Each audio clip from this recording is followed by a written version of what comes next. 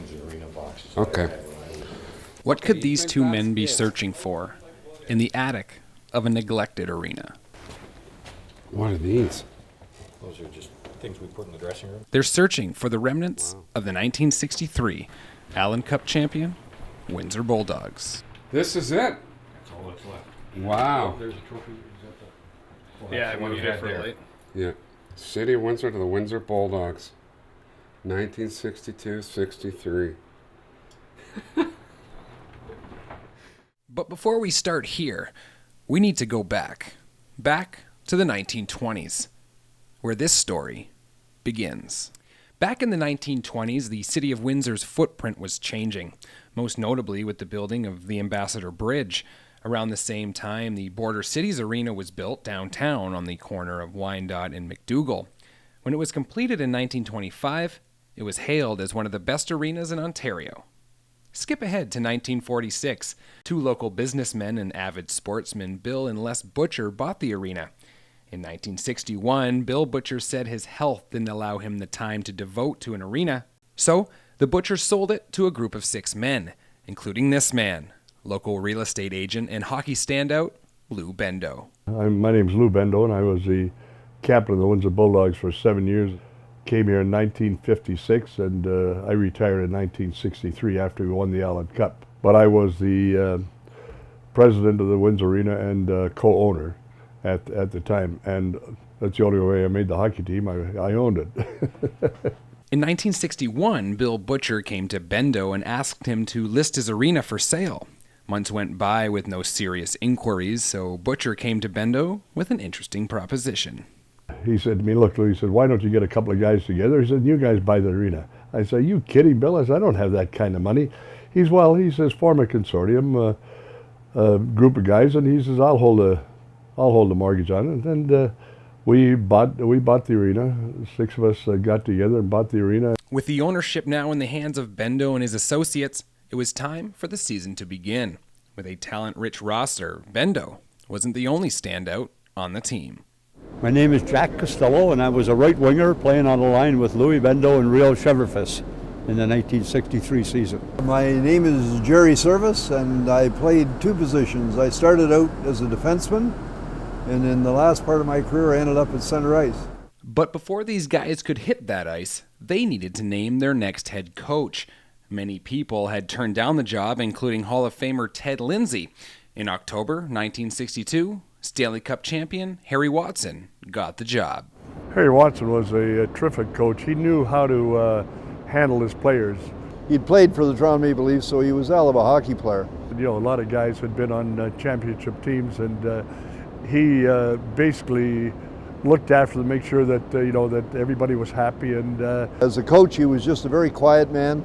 He only spoke up when he needed to speak up.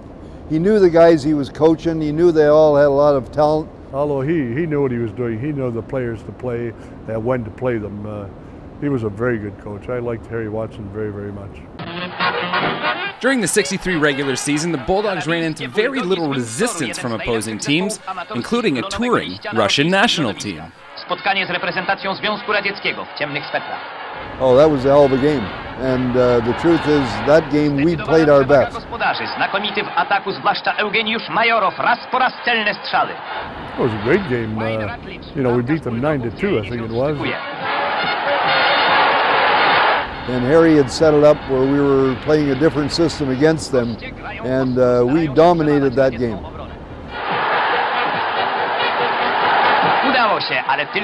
The Bulldogs had finished the regular season in first place.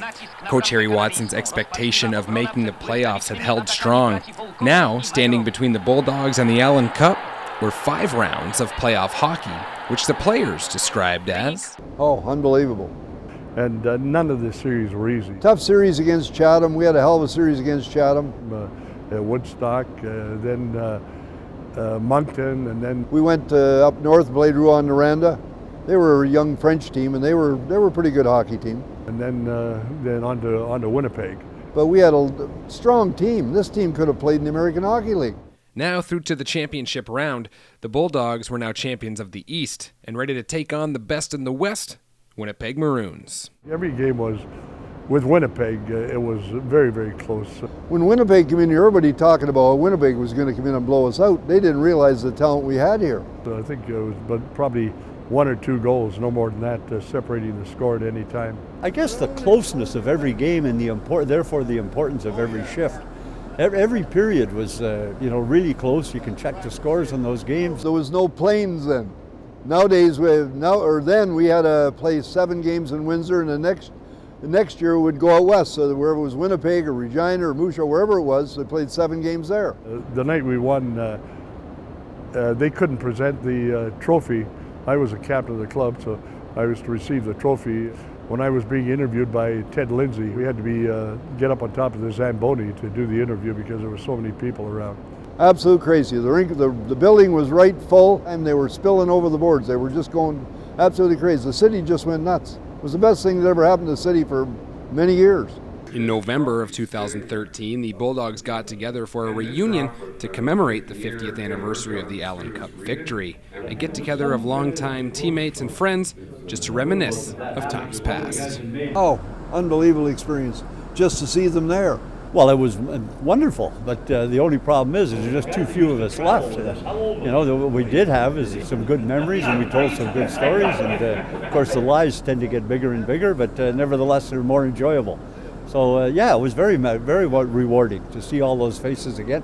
Oh, it's great. Always good to see them. We used to meet the last Thursday of every month, but so the guys start passing on. There's not that many of us left around. Being a part of a championship team is an accomplishment of a lifetime, and for these players, it was just that.